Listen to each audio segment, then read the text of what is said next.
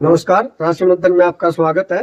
जैसा कि हम सूर्य की युति जो है वो आरंभ कर चुके हैं और इससे पहले जो हमने वीडियो बनाई थी उसमें हमने सूर्य चंद्र और सूर्य मंगल की जो है युति वो की है।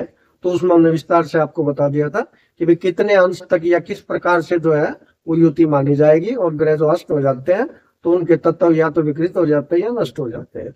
अब आज हम आपके लिए जो है सूर्य और बुध की युति सबसे पहले लेके आए हैं। तो सूर्य और बुध जो है वो 11 अंश तक, क्योंकि दीप्तांश है वो सूर्य के तो 15 होते हैं और बुध के 7 होते हैं, तो 22 हो गए और 22 का आधा किया तो 11 अंश। यानी सूर्य और बुध 11 अंश के अंदर जब आते हैं, 11 अंश या उससे कम, तो युति बढ़ती है। लेकिन ये जो बुध है ये अस्त होता है मार्गी हो तो 14 अंश पर और वक्री हो तो 12 अंश पर।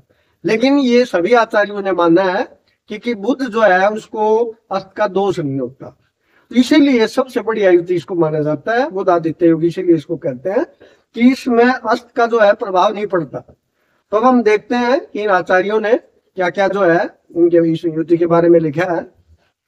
वाणी से मधुर, क्योंकि जो है ये वाणी का जो कारक होता है बुध, यश व धन वाला, यानी ये नाम भी कमाता है, धन भी खूब कमाता है। कुलीन, यानी बहुत अच्छे परिवार का जो है ये व्यक्ति होता है।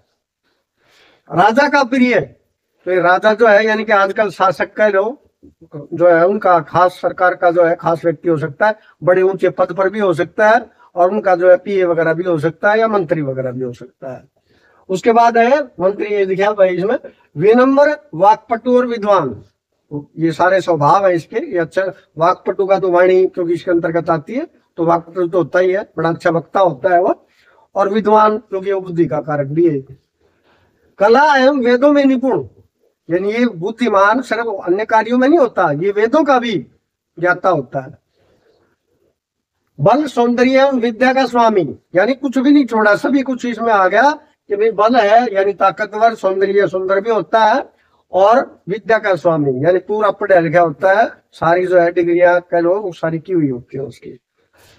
स्वास्थ्य, एक थोड़ी सी कमी मानी गई है इसमें कि इसका स्वास्थ्य जो है, सारी चीजें तो वही बात है कि सबको कुछ नहीं मिलता, तो इसमें स्वास्थ्य की कमी मानी जाती है कि जिसका भी बुध आदित्य योग बनता है तो उसका स्वास्थ्य कभी अच्छा कभी खराब, कभी अच्छा कभी खराब। तो ये आमतौर पर जो है वो देखा गया है। अब इसमें जो पृथ्वी ने जो बताया है वो है कि भाई सिर्फ चतुर्थ और अष्टम भाव में अगर ये युति बनती हो तो ही वो अच्छा परिणाम देती है।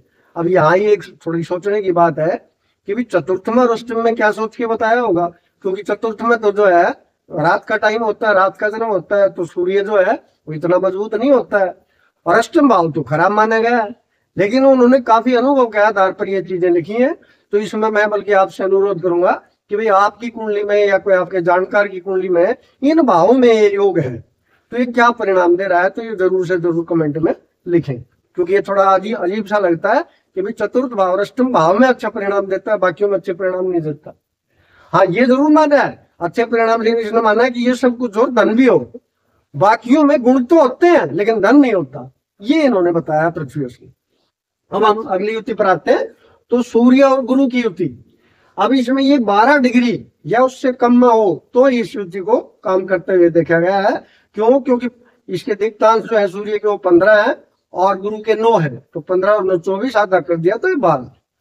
लेकिन ये 11 डिग्री पर जो है ये अस्त हो जाता है, तो 1 डिग्री जो है वो हमारी बचती है, तो वो अगर उस दौरान अगर वो युति बन रही है तो बहुत अच्छा परिणाम वो देती है।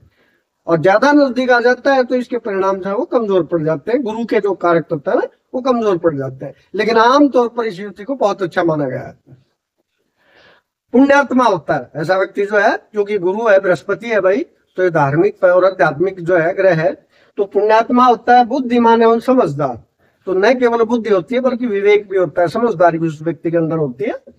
आध्यात्मिक तो स्पिरिचुअल होता है ये। आचार्य है तो या तो किसी जगह पर जो है पढ़ाता हुआ शिक्षक हो सकता है या किसी यूनिवर्सिटी का चांसलर वगैरह भी हो सकता है। धार्मिक, शिक्षक, तो ये मैंने अभी बता दिया। राजा का मंत्री, अगर ये युति बहुत ही अच्छी हो तो आमतौर पर मिनिस्टर भी बनते हैं, मंत्री बनते हैं ये। सलाहकार, तो ये तो गुण इसमें विशेष है ही क्योंकि ये तो गुरु है, तो ये कंसल्टेंसी जो है वो अच्छी प्रकार की जो है कंसल्टेंसी देने वाला होता है। धनवान, प्रसिद्ध, विख्यात होता है और सम्मानित भी होता है। तो ये जो युति है हमारी, यानी एक प्रकार से नैतिक व्यक्ति होता है, और वो जो भी काम वो करता है, जैसे भी वो धन कमाता है, जैसा भी वो नाम कमाता है, तो नैतिक तरीकों से कमाता है। सबसे बड़ा गुण जो इस युति में यही है कि वो कोई भी गलत काम नहीं करता, सही तरीके से चलता हुआ, अपने स्वाभिमान को कायम रखता हुआ, और उस हिसाब से वो नाम और धन कमाता है। तो आज के लिए हमारी ये 2 ग्रहों की युति, आगे हम जो बाकी युति बची वो लेके आएंगे। नमस्कार।